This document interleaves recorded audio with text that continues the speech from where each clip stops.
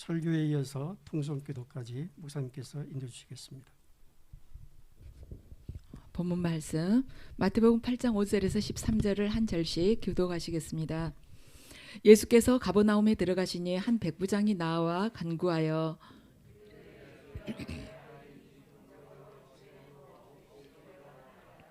이르시되 내가 가서 고쳐주리라.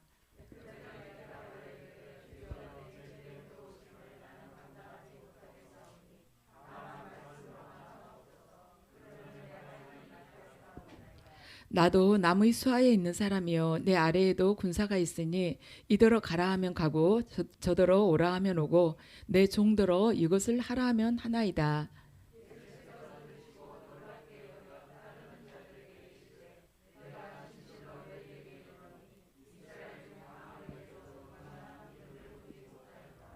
또 너희에게 이르노니 동서로부터 많은 사람이 이르러 아브라함과 이삭과 야곱과 함께 천국에 앉으려니와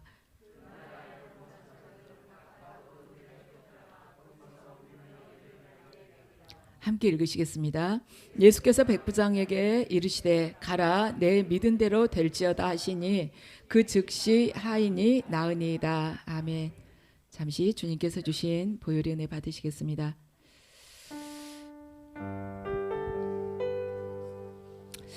아버지, 이 예배 가운데 주님이 그 거룩한 보혈로 충만하게 채워주셔서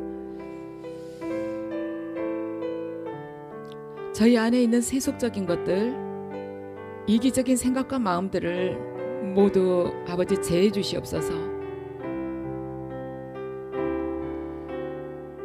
예수 그리스도의 보혈의 능력에 의지하여 선포하오니 각자의 생각 속에 있는 이기적인 마음들, 또한 스스로가 높아져 있는 마음들은 모두가 떠나갈지어다. 예수 그리스도의 보혈의 능력에 의지하여 선포하오니 교만과 자기가 왕이 되어 살려는 그 모든 마음들, 죄된 생각들은 모두가 떠나갈지어다. 주님, 예배드리는 모든 이들에게 사망에서 생명을 옮기셨던 주님의 보혈의 그 은혜를 부어주시었고, 또한 가족들도 이 시간 아버지 기억해 주시었고, 가족들도 보혈로 덮어주시옵소서. 각자의 가정들 주님께서 보혈을 발라주시옵소서. 가정 안에 애통한 문제들이 있다면 아버지께서 반드시 헤쳐나갈 수 있도록 힘 주시옵고 지혜 주시옵소서. 마지막까지 저희들을 주님의 보혈로 싸서 안고 함께해 주시옵소서.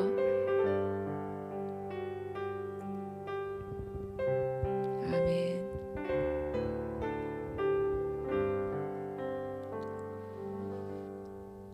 이 시간에는 백부장의 믿음이라는 제목으로 말씀을 전하겠습니다. 전도서 2장 23절 말씀을 보면 일평생에 근심하면서 수고하는 것이 슬픔뿐이라. 그의 마음이 밤에도 쉬지 못하나니 이것도 헛되도다. 아멘. 이렇게 기록이 되어 있습니다. 그러니까 우리가 한평생 산다는 것이 근심하면서 또 한평생 바쁘게 뭔가 수고를 했는데 슬픔뿐이라는 것입니다. 그리고 우리 마음이 밤에도 편하지 못하대요. 근데 편하지 못하고 계속해서 이런 생각 저런 생각 고민하고 걱정하고 그러는데 이러한 수고 또한 헛된 일이라고 전도서 기자는 말씀을 합니다. 그래서 우리가 살아가면서 평생 하는 것이 근심하고 문제 안고 씨름하는 일들이 대부분입니다. 그러죠. 솔로몬 왕도 그러지 않습니까? 모든 것이 헛되다고 하지 않습니까? 우리가 교회에 와서 예배드리는 이 잠시 동안은 그런 일들을 잊을 수가 있어요. 잊을 수가 있는데 이 세상에서 생존 경쟁은 너무나도 치열하기 때문에 이 교회 안에서 예배드릴 때는 가서 내가 해봐야지. 그래, 믿음으로 한번 해봐야겠다.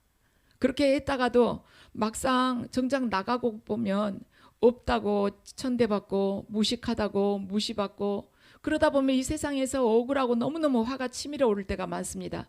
그러면서 원망이 이렇게 속에서 막 몽글몽글 올라오죠. 근데 이것이 내 자신 문제뿐만이 아니라 내 이웃들도 그렇게 산다는 것이에요. 이것이 보이는 세계에 있는 실상들인 것입니다. 그런데 우리가 이렇게 어려운 치열한 경쟁 속에서 살면서 여러 가지 문제들로 인해서 가슴앓이를 하고 고민하고 잠 못 이루고 살지만, 이거 나 혼자만 그거 내 것만 가지고 내가 고민하는 것이 아니라 남의 문제까지 짊어지면서 우리가 고생을 같이 하는 것이죠. 그것이 오늘 우리들 모두의 형편인 것입니다. 저나 여러분이나 지금 똑같아요. 오늘 백부장은요, 보니까 저 백부장으로서는 참 자기가 부러울 것이 없을 것 같은데 아무 걱정이 없을 것 같아요. 그런데 자기가 데리고 있는 하인, 그 하인의 문제를 가지고 예수님 앞에 나옵니다. 로마 백부장에게 있어서 이 유대 하인 한 명은요, 파리 목숨이나 똑같은 것이죠. 그래서 이 백부장이 문제를 가지고 나오는 것을 보면서 우리가 지금 우리들 각자가 가지고 있는 이 현실적인 문제를 해결하는 열쇠가 어디가 있는가? 지금 백부장이 그 문제에 대한 응답을 받고 가거든요. 그리고 예수님께서 가라, 네 믿음대로 될 거라고 말씀하셨는데 그 시각에 나왔다는 것입니다. 그 시각, 말씀하신 그때 정확하게 그 시각에 나왔다는, 그 시간이 아니라 그 시각에 아주 틀림없이 1초도 틀림없이 딱 그때 나왔다는 거예요. 어떻게 해서 백부장은 이러한 응답을 받을 수가 있었는가? 이방인인데도 응답을 받은 것입니다. 그런데 주님 앞에 나왔지만 어떤 해답도 얻지 못하고 돌아가는 케이스들이 많습니다. 그래서 문제 응답을 못 받으니까 지쳐가지고 이제는 예배 때 나와가지고 좀 위로라도 받으면서 해볼까, 그리고 감정적으로 조금 따뜻하게 아버지 기운이라도 느낌이라도 좀 받아볼까 하고 나오는 경우가 있죠. 그런데 주님께서는 그러세요. 그것은 정말 너희들 소극적인 크리스천이다. 이 백부장을 봐라. 즉시 응답받고 가지 않느냐. 기독교는 어떤 문제가 있는데 그 문제가 있었을 경우에 그 문제를 이렇게 수술하듯이 메스로 확 도려내가지고 치료를 완벽하게 해주는 종교이지, 그냥 슬슬 거기다가 연고나 바르고 끝내는 그런 종교가 아니라는 것입니다. 살살 부드럽게 마사지 해주시면서 이제 좀 시원해졌죠? 가보세요. 이런 종교가 아니라는 것이에요. 확 문제를 들춰내가지고 깨끗하게 해결을 해주는 그러한 종교라는 것입니다. 그런데 그 해결을 받기 위해서 조건이 있다는 것이죠. 신약 성경을 이렇게 쭉 보면은요, 백부장이 이 중풍병을 앓고 있는 이 노예의 문제를 가지고 예수님께 찾아 나오는데 이때의 노예는 짐승하고 다를 것이, 노예는 말을 할 줄 알고 짐승은 말할 줄 모른다는 그러한 차이밖에 없어요. 그런데 신약 성경에서 보면 이 백부장이 그 문제를 들고 나와가지고 예수님께 말하자면 낫게 해달라고 간구를 하는데 딱 한 번에 해줘 버리시는 거예요. 내가 너희 집 갈게. 네 집을 내가 지금 가겠다. 그렇게 하시는 것입니다. 그래갖고는 바로 응답하시면서 가시려고 그래요. 즉시. 왜 예수님께서 이렇게 하셨을까? 이 사람은 중풍병 가진 그 노예, 다 죽어가는 사람 문제를 가지고 나왔는데 어떻게 예수님께서 이런 응답을 하실까? 가만 보면은요, 다른 사람들하고 조금 문제가 다릅니다. 다른 사람들이 간구하는 거하고 대부분이요, 자기 문제 아니면 자기 자식 문제를 가지고 나왔어요. 신약 성경을 보면. 근데 이 사람은 남의 문제를 가지고 나왔다는 것입니다. 그것도 정말 그 짐승이나 다를 바 없는 종의 문제를 가지고 나온 거예요. 그래서 예수님께서는 이웃들에게, 다른 사람에게 깊은 관심을 갖고 헌신하기를 원하는 그 사람의 문제에 응답을 하시고 마음을 움직인다는 것입니다. 이타적인 기도에 하나님께서 응답이 빠르다는 것입니다. 우리는 언뜻 생각하기에 내 문제 기도해야지, 내 문제 아주 절대로 잡념 없이 그냥 강하게 한 번에 팍 올려가지고 응답 받아야지. 절대로 딴 생각 안 하고 이 문제 기어코 응답 받을 거야 하고 내 문제를 가지고 집중을 하면서 아주 몰입해가지고 기도하려고 하잖아요. 그러면 될 것 같죠. 영으로 확 하늘문 뚫어야지 이럴 것 같은데 예수님은 그것이 아닌 거예요. 이웃을 위해서 진짜 간절한 마음으로 기도를 할 때 그 기도에 대해서 하나님께서 응답하신다는 것입니다. 내 문제 그렇게 기도 안 해도 돼요. 이웃을 향한 그 마음의 중심을 보시면 하나님께서는 내 문제를 바로 응답을 해주시는 것이죠. 예수님 찾아온 사람 중에서 예수님께서 직접 내가 가서 고쳐주마 하는 사람 별로 없었어요. 이렇게 당장 그 자리에서 대답하는 케이스를 찾아보기가 힘듭니다. 그런데 주님께서는 이 백부장이 마음을 꿰뚫어 보시고 당장 가서 고쳐주겠다고 그러세요.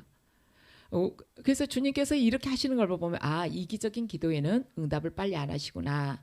이타적인 기도를 기뻐하시는구나. 이 백부장이 그 문제 해결에 대해서 빨리 응답받는 그 이유 중에 첫 번째 하나가 지금 이타적인 간구를 했다는 것입니다.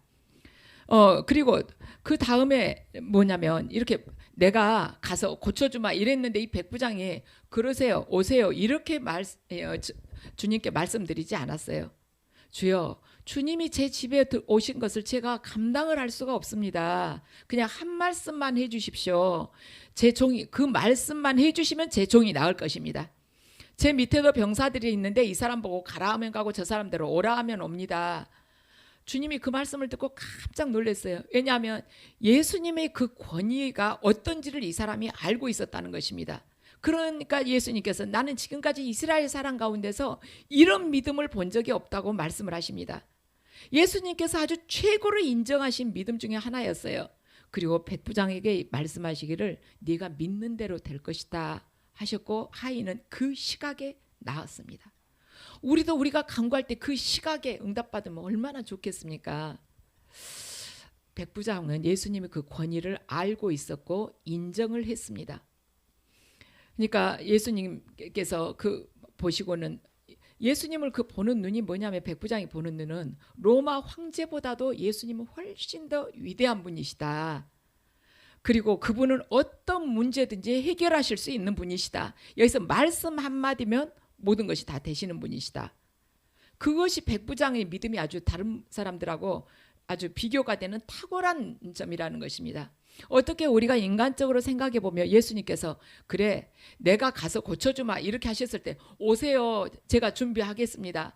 주님 오실 것을 제가 준비하겠습니다. 이럴 수도 있어요. 왜냐하면 수많은 사람들이 예수님 옷깃이라도 좀 잡으려고 그러고 그 곁에 가려고 하는데 자기 집에 오시겠다고 하는데 얼마나 자랑거리입니까? 대통령하고 한번 악수만 해도 손을 감고 다닌다고 그러는데 근데 예수님이 그 집에 오신다는 거예요. 그냥 못 이긴 척하면서 그냥 오시라고 하고 대대로 우리 집은 예수님이 오셨다고 이렇게 자랑할 수 있는데 제가 주님을 제 집에 모실 수가 없다고 감당할 수가 없다고 이야기를 하는 것입니다.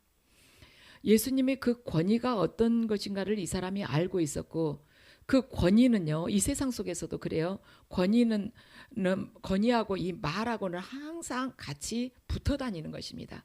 그래서 똑같은 말을 해도요 초등학생이 하는 말하고 대통령이 하는 말하고 다르지 않습니까? 똑같은 농담을 해도요 청년들이 10대 말하자면 청소년들이 하는 농담하고 대통령이 그 농담을 했다고 하면은 그게 격화되는 게 아주 다르잖아요. 청소년들끼리 같이 그 오래전에 그 말이 있었죠. 아이고 대통령 못 해먹겠다고. 청소년들이 만약에 그 반에서 자기가 회장이었다고 해봐요. 나 회장 못 해먹겠다 이러면 웃고 넘어갈 일이지만 대통령이 나 대통령 못 해먹겠다 하니까 그게 아주 대석특필되지 않았습니까? 왜냐하면 그 권위하고 말하고는 뗄래야 뗄 수 없는 관계이기 때문입니다. 그래서 그 사람이 권위가 어떠냐에 따라서 그 말의 무게가 달라지는 것이에요. 그래서 부모가 되면 말을 함부로 해서는 안 된다는 것입니다. 자녀들에게. 그런데 이 사람은 예수님의 권위를 알고 있었기 때문에 그분이 한 말씀만 하시면은 그게 얼마나 크게 능력으로 역사하실지를 알고 있었어요. 그러니까 제가 주님께서 제 집에 오시는 거 감당할 수 없다고 그냥 한 말씀만 해달라고 그런 것입니다. 그런데 우리들의 믿음은 예수님의 그 절대적 권위를 지금 인정하고 있느냐는 것입니다. 내가 그 절대적 권위를 인정할 때 예수님께서 주신 그 말씀이 내 삶 속에서 그대로 역사에서 나타난다는 것이죠. 예수님께서는 하나님이신 것입니다. 예수님의 말씀 한마디로 천지가 창조되었어요. 그리고 그분께서는 하늘과 땅의 모든 권세를 위임받으시고 또한 이 우주의 왕이시면서도 또한 마지막 때 주님께서는 심판자이신 것입니다. 그분께서 꾸짖으시면 악령이 한순간에 떠나가지고 죽은 자가 또 무덤에서 살아나가지고 걸어 나옵니다. 그러한 권위를 가지신 분이에요. 그분 말씀 한마디에 풍랑이 잔잔하고 그분 말씀 한마디에 물 위를 걸어올 수 있는 그 능력이 실려 있는 것입니다. 주님께서는 우리를 위해서 십자가에 못 박혀 돌아가셨고 우리의 희생제물이 되셔서 비참하게 그분께서 죽임을 당하셨지만 3일 만에 부활하셔서 다시 살아나신 후에 마귀의 머리를 깨뜨리신 분이신 것입니다. 그리고 전 우주의 주님이 되셨습니다. 여러분 그것을 믿으십니까? 여러분들이 그것을 믿으신다면 누가 감히 우리가 주님의 말씀에 순종하지 않을 사람이 있겠습니까? 사흘 만에 부활하셔서 사탄의 머리를 짓밟으셨다는 그 말씀을 우리가 믿는다면 주님의 말씀을 얼마나 경외하고 우리가 순종을 하겠습니까? 그런데 우리가 그 깊은 뜻을 다 알지 못하기 때문에 내가 적당한 선에서 타협하고 할 수 있는 것만 하고 그 외의 것은 뒤로 물러서지 않습니까? 어느 누가 예수 그리스도를 그 보좌에서 끌어내릴 수가 있겠습니까? 누가 그 예수 그리스도라는 그 이름 앞에 감히 도전을 할 수가 있겠습니까? 주님의 말씀 한마디가 말하자면 이 천지의 질서를 다 바로 잡은 것입니다. 흑암이 있고 온 세상이 혼돈에 가득 차 있을 때 그때 말씀 한마디에 천지가 질서를 확 잡은 것이에요. 그리고 그분은 이 피조물에 불과한 인간의 문제를 해결하고도 남는 그러한 권능이 있으시는 분이신 것입니다. 그런데 우리가 여기에 대한 믿음이 부족하기 때문에 그분 안에서 온전하게 접속이 되질 못하는 거예요. 그분의 권능이 우리 삶 속에 드러나지를 못하는 것입니다. 바로 이것이 우리가 주님을 바라볼 때 가져야 할 지식이고 또한 능력인 것입니다. 내가 만약에 지금 어떤 경제적으로 궁핍해서 문제를 안고 있다면 예수님께서 나에게 어떤 말씀을 주시기를 원할까? 어떻게 하면 좋을까요, 주님? 주님께서는 성경 66권 다 주시면서 이것이 네 경제적인 문제 해결할 내 말씀이다. 그렇게 하시지 않습니다. 그렇게 광범위하게 우리들이 하기 어려운 그런 방법으로 우리를 인도하시지 않아요. 계속 기도를 하면 주님께서 필요한 말씀을 그때그때 나에게 깨닫도록 하십니다. 그분께서 말씀을 주시는 방법은 여러 가지가 있어요.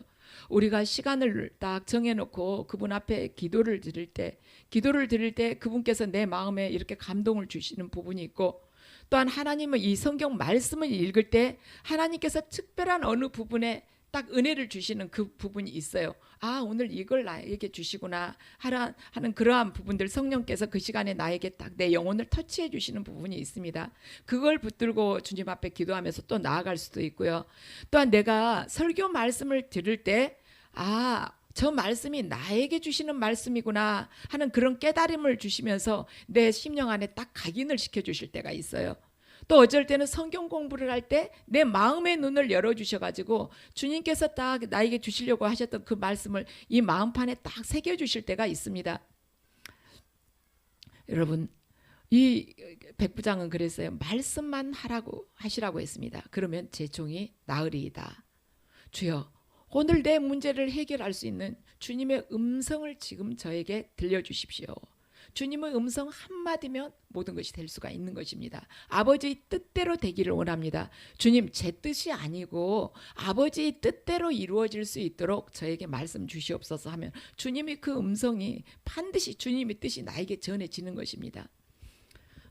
영국 출신인데 아프리카 선교사로 떠났던 리빙스턴 여러분들 잘 아실 것입니다. 이 리빙스턴은 아프리카에 단신으로 들어가서 수년 동안 아주 피나는 헌신을 했던 분이시죠. 근데 이제 그 사람이 헌신을 하고 영국으로 돌아왔어요. 그런데 영국에서 옥스퍼드 대학에서 명예 박사학위를 그에게 수여를 하기로 한 것입니다. 그리고는 이제 설교하는 자리를 그분께 내드렸어요. 그러니까 설교를 이 리빙스턴이 어떤 내용을 전했냐면 자신이 아프리카에 가서 어떻게 해서 그 어려운 고난을 견뎌낼 수 있었는가에 대해서 설교를 했습니다. 그런데 그 설교 중에 그런 내용을 리빙스턴이 말을 했어요.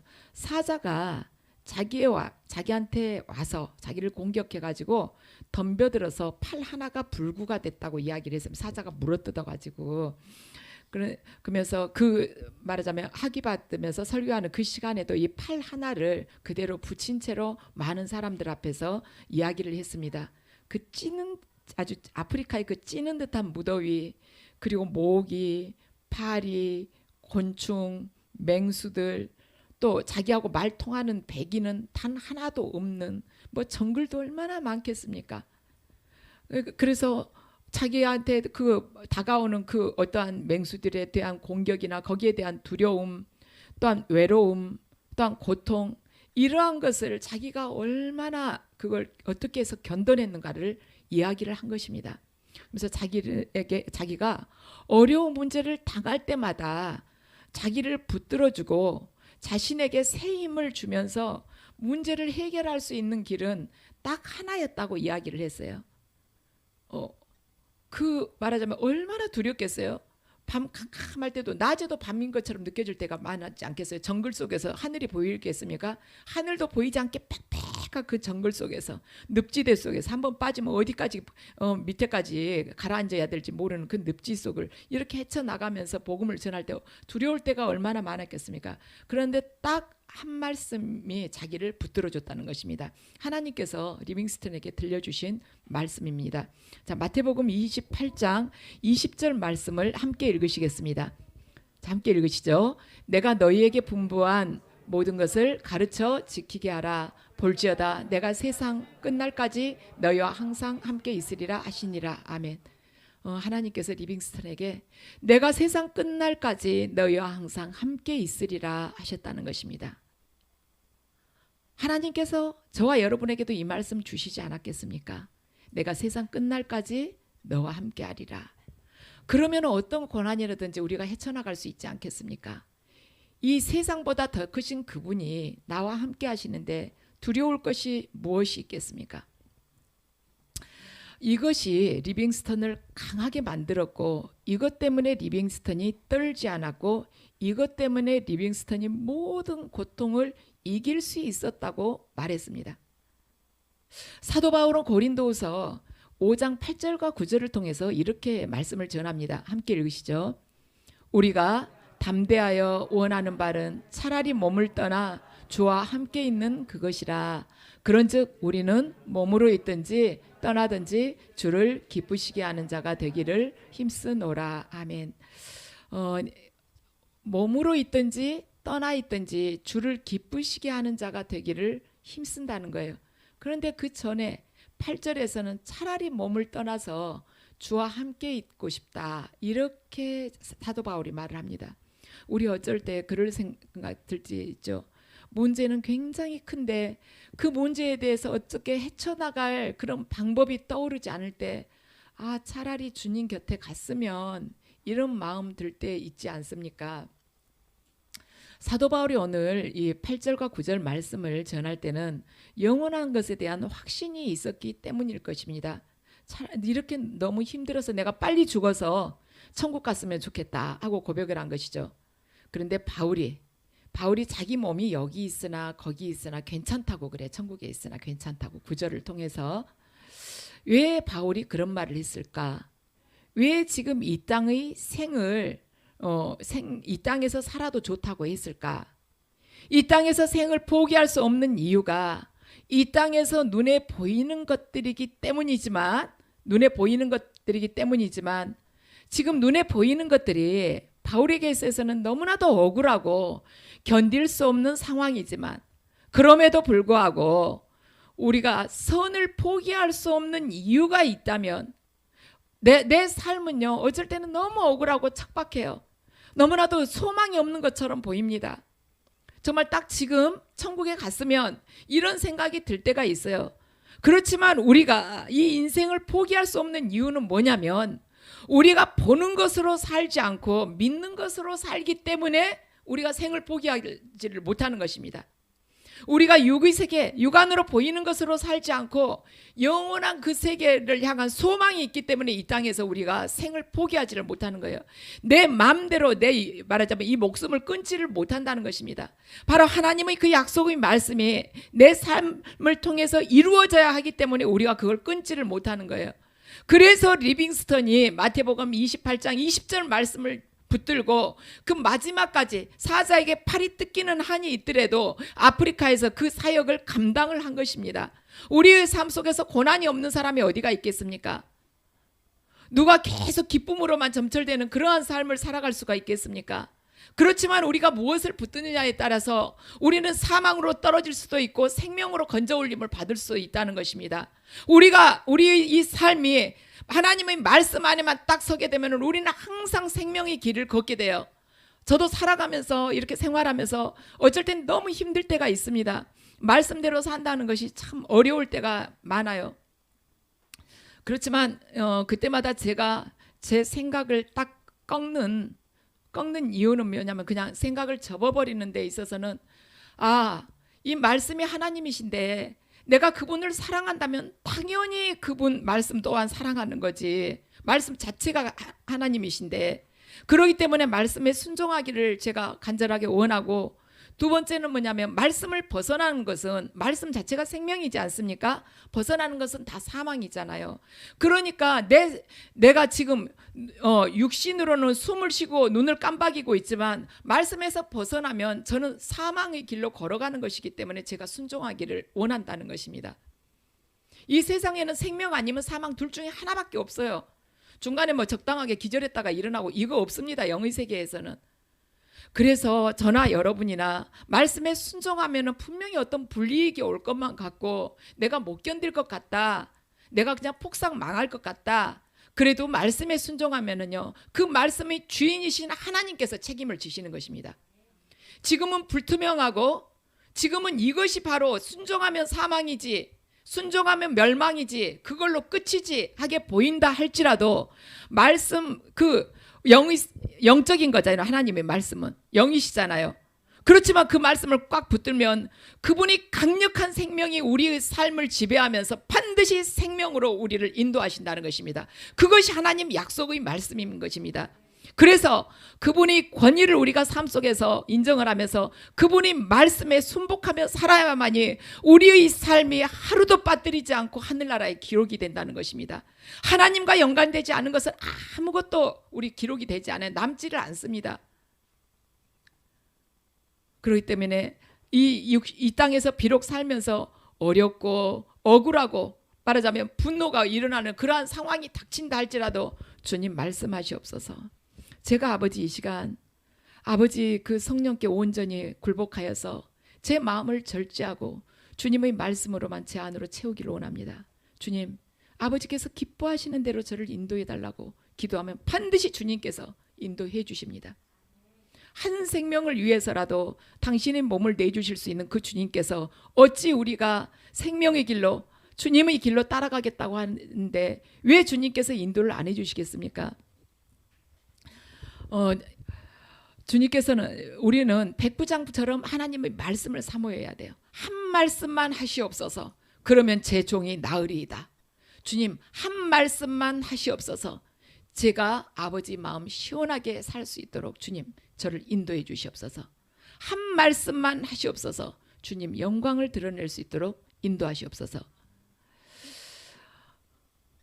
우리가 성경책은 항상 펼쳐놓고요. 성경책 잘 들고 다니면서도 하나님의 말씀대로 살아가지 않는다면, 그리고 이 성경 안에 있는 얼마나 약속의 말씀들이 많습니까? 그런데 그걸 믿지 않는다면, 그 말씀을 믿고 우리가 걸어가게 될 때 하나님께서 그 말씀에 따른 그러한 열매들, 그러한 은사들, 그러한 많은 유업들을 준비하고 계시는데, 그렇게 하지 않을 때 성경만 들고 있고 그냥 읽기만 하고 그냥 소기의 경리기처럼 그냥 지나가 버리고 말씀대로 살지 않는다면 어떻게 되느냐? 손에다가 말하자면 수표 들고 항상 굶주리면서 사는 거지나 똑같은 것입니다. 수표 가졌으면은 멋지게 쓸 수 있잖아요. 굶지 않을 수 있잖아요. 그런데 이렇게 귀한 말씀을 가지고 항상 달달달 떨면서 항상 죄 짓고 또 불순종하면서 세상 걱정하고 또 두려우니까 어떤 사람한테 가서 이렇게 사정해보고, 이것은요 수표 들고 다니면서 그냥 쫄쫄 굶고 있는 거지나 똑같은 일인 거예요. 그래서 내 자신이 고통스러울 때마다 나를 붙들고 수 있는 것은 하나님의 말씀이라는 것입니다. 세상을 창조하시는 것도 하나님의 말씀이고, 죽은 자 살리시는 것도 하나님의 말씀이고, 문제를 해결하는 것도 하나님의 말씀이라는 것입니다. 이제 우리 성경 통독이 28일이면 끝나죠. 그러죠? 100일 성경 통독이요. 여러분들 너무 고생 많이 하셨고요. 그 다음 하루는 방학이라고 제가 이야기 들었습니다. 하루 쉬었다 3월 2일부터 시작하기로 했다고 그렇게 제가 전해 들었는데요. 여러분들 다 그 통독방에 같이 들어가셔가지고 통독하시기 바랍니다. 왜냐하면 혼자 하게 되면은요, 처음에 한 3, 4일은 열심히 하다가 그러고 나서 한 이틀 바빠가지고 빠지고 그러다 보면은 잘 못 읽게 돼요. 그러죠. 미루다 보면은 쌓인 거 너무 많으면 못 하잖아요. 그런데 같이 하다 보면은 이 힘이 있어요. 우리 통독방은 항상 살아 있어요. 보면 성령님께서 처음에 태초에 이 수면 위를 이렇게 운행하시듯이 우리 성경 통독방은요 성령께서 운행하시는 게 항상 보여요. 여러분들 그건 느끼실 것입니다. 하나님께서 살아서 그 안에서 운행하시면서 인도하시는 것이 보입니다. 그래서 여러분들 통독방 투표하기 있잖아요. 오늘 가서 다들 투표하세요. 여러분들 투표하셔가지고 참가하겠습니다. 투표하셔서 말씀, 그분이 이렇게 주신 이 귀한 말씀 항상 묵상하고 소들이 되새김질하듯이 오물오물 되새기면서 내 영혼 속에서 그것이 녹아들어서 삶으로 이렇게 나타낼 수 있도록 여러분들이 사시면 좋지 않겠습니까? 우리가 봄 되면 꽃이 많이 피잖아요. 보면 나비들이 날아다녀요. 꽃 위에. 그리고 파리도 이렇게 날아다녀갖고 꽃 위에 앉습니다. 그런데 나비도 꽃 위로 날아다니고 파리도 꽃 위를 날아다니지만 꿀을 빨아들이는 것은 나비밖에 못해요. 파리는 꽃 위에 앉아서 꿀을 빨아들이지 못합니다. 빨아들이지를 못해요. 파리는 꽃 위에 앉기는 했지만 썩은 것을 찾아다녀요. 냄새나고 부패한 거, 지저분한 거 찾아다닙니다. 우리가 성경을 들고는 있으면서도 예배를 드린다고 하면서도 내 진짜 마음은 세상의 정욕적인 것을 찾고 냄새나는 걸 찾고 또 탐욕으로 배를 채우려고 한다면요, 아무리 성경을 들고 다니고 아무리 설교를 들어도 그 속에는 꿀과 같이 내 영혼을 소생시키고 생수와 같이 나를 피곤한 자리에서 이렇게 세우는 주님의 음성이 그 안에는 없는 것입니다. 주님의 말씀이 없어요. 성경 들고만 있지 세상적인 거 이 탐욕에 꽉 차여오고 그걸로 해가지고 배만 점점 불러온다면은 하나님의 그 생명의 말씀이 내 안에서 자라나지를 못해요. 그냥 가시덤불에 돌밭에 길가밭에 던져진 씨앗이나 똑같다는 것입니다. 그래서 우리가 지금 오늘 백부장이 지금 두 가지를 가지고 응답을 받았어요. 하나는 첫 번째 것은 뭐냐면 자기 문제가 아닌 이웃의 문제에 간절하게 주님한테 나아가서 간구를 했다는 것입니다. 우리 이타적인 삶을 살아야 돼요. 두 번째는 뭐냐? 하나님의 권위를 인정했다는 거. 예수 그리스도의 권위. 예수 그리스도 그분은 말씀이신 것입니다. 말씀의 권위를 인정을 했다는 것이죠. 말씀 그대로 말씀이 어떠한 능력을 가졌는지 알고 예수 그리스도의 이름이 어떤 능력을 가지고 어떤 생명을 가지고 어떤 권위를 가지고 있다는 것을 알았다는 것입니다. 알았으면 그냥 사는 거예요. 알았으면. 이제 이번 2월로 해서 신방이 끝났습니다. 근데 제가 신방하면서 참 은혜를 많이 받았어요. 저희 신방을 하면서 너무 감사하고 하나님께서 이렇게 각 가정에 은혜 부어주시는 것을 보고 그렇게 감사할 수가 없었습니다. 그리고 정말 우리 성도님들이 참 멀리서 다니시구나. 어느 분은 산을 몇 개를 넘어갔습니다. 운전을 하면서 산 몇 개를 첩첩산중 몇 개를 지나서 터널을 몇 개를 지나가지고 어느 분 댁은 갔어요. 또 어느 분은 참 멀리 사시는데 제가 여기 오면서 정말 사방이 어딘지를 모르겠다고, 이제 저는 내비게이션만 보고 가지만은 너무 낯선 데라서 동서남북이 어딘지를 모르겠어요. 근데 그분 하시는 말씀이 지금까지 우리 교회가 뭔 줄 모르고 다녔다고 참 그 말씀을 들으니까 제가 눈물이 핑 돌려고 했습니다.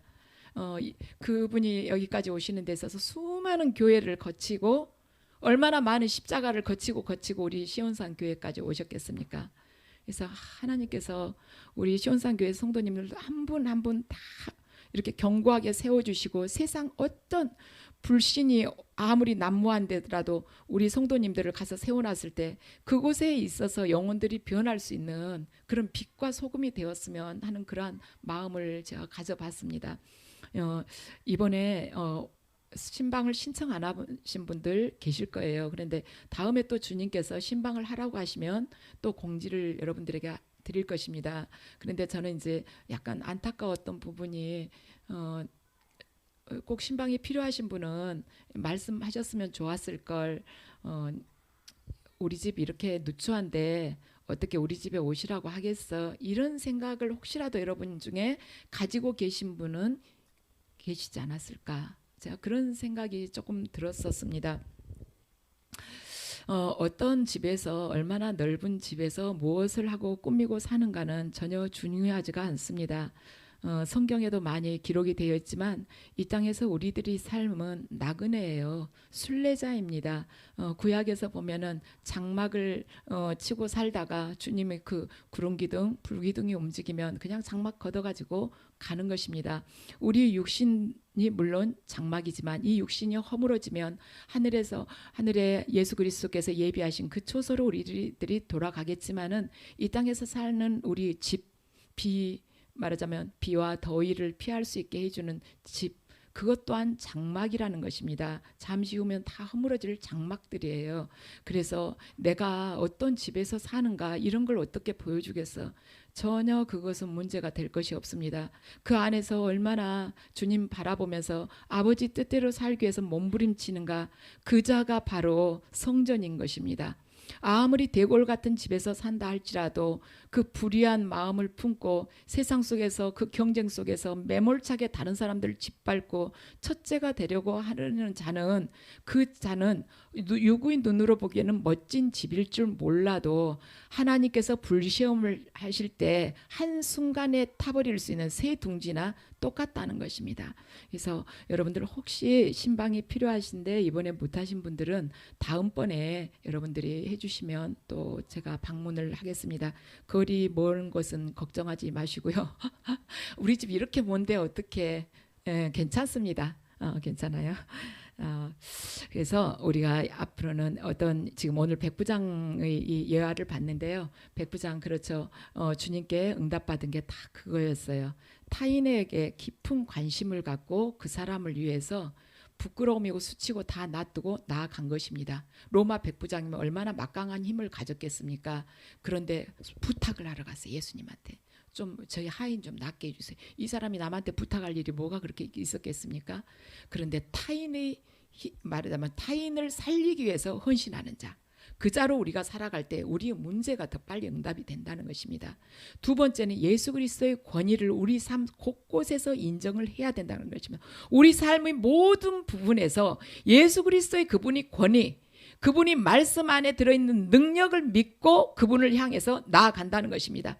그래서 저와 여러분 모두가 항상 주님을 경외하면서 순종하기를 원할 때 주님께서는 우리 삶 속에서 왕이 되어서 우리를 인도하시는 분이신 것입니다.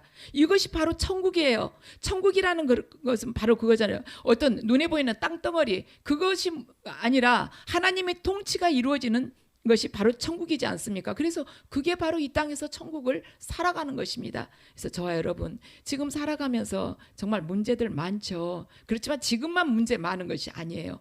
제가 10년 전에 했던 설교를 이렇게 우연히 넘겨보니까 그때도 그랬더라고요. 정말 문제가 많고 사는 것이 쉽지가 않다고.